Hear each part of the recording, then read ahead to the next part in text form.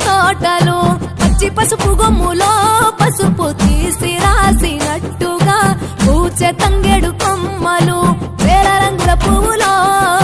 బతుకమ్మని చీరలు కోనేటిలో కలువలో గౌరమ్మని రవికలు ఎంతటి అందాల మహారాణివే నీ చుట్టూ పూలన్నీ చలికత్తెలే నిన్ను చూడాలని ముందుగా వచ్చిందే పూల